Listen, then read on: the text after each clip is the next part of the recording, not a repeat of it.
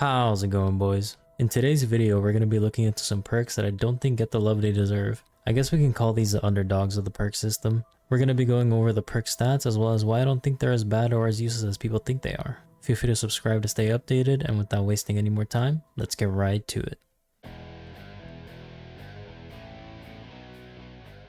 Starting off the list, we have Deadshot Daiquiri, or more commonly known as just Deadshot. Personally, I'm a fan of Deadshot, but I definitely understand the hate for it, at least from BO1 to BO3. It's not that it's a bad perk by any means, it definitely has its uses, but it's just not as exciting. But when you take a look at the stats, you quickly come to learn that it's more useful than people think. Deadshot offers you increased hipfire accuracy by 35%, meaning that you don't really have to aim for the head for most weapons anymore. And one thing that's never mentioned is it also reduces recoil on most weapons. It's not the most noticeable thing, but if you're using a sniper, you can definitely tell the difference. Its most notable features is it removes idle sway from sniper rifles, and for console players it adjusts the aim assist to a zombie's head rather than its chest. But if you're on PC like myself, we don't really get that benefit, unfortunately. As far as price goes, it's really not too bad at 1500 points. Overall, a very solid option if you're using weapons that have noticeable recoil or a huge hip fire spread, or I guess a sniper as well for that matter.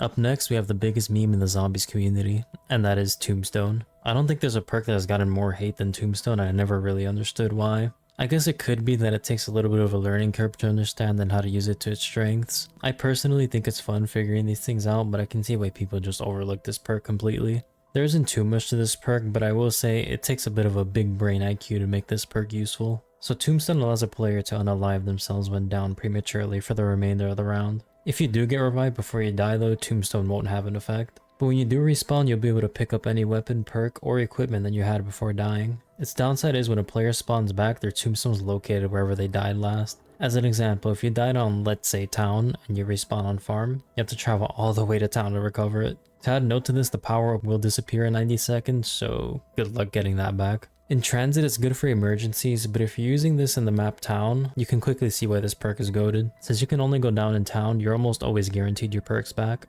And if you're smart with Tombstone, there's this little thing you can do where if you die, you're able to keep every perk on the map, giving you 6 perks total. The way to do it is you grab any 4 perks including Tombstone, then down yourself, and then you respawn, purchase Tombstone again, grab your missing perks, collect your Tombstone, and bam, you now have 6 perks. And all that for only 2000 points per Tombstone.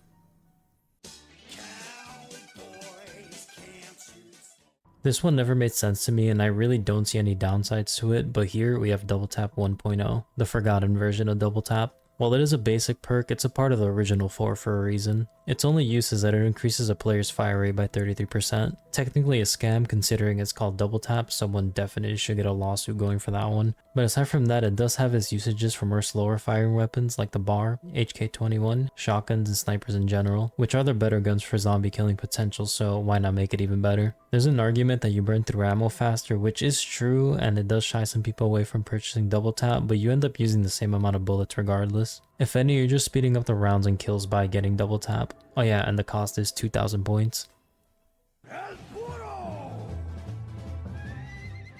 Now for one of my favorite perks in general, Mule Kick. I know, Mule Kick, but hear me out.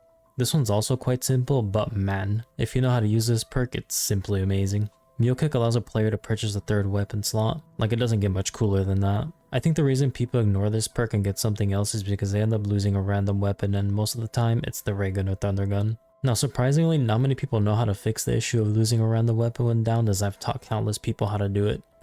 Starkly plays. But on a serious note, the way to fix a random weapon being lost is more simple than you think. So each weapon you purchase has an assigned slot. The M1911 is set as your first slot by default. Then a gun you buy off the wall or box will be your 2nd weapon slot. So let's say you buy Mule Kick. You unlock your 3rd weapon slot. When you go to get your 3rd weapon, you have to make sure the weapon slots are in order. Because if you pick up a 3rd weapon with your M1911 in hand, the weapons will get shuffled around because it's processing your M1911 as the 2nd slot. So to fix this issue, have your 2nd weapon out, let's say the MP40 when you purchase your 3rd weapon. And that'll keep your weapon slots in order, making sure you'll always just lose your 3rd weapon. I know it's a little confusing, but it's actually something I found out on my own, and that's something that's completely left out the wiki for some reason. But anyways, just keep tabs on what weapons you're buying for your assigned slots, and this perk quickly becomes fun to have.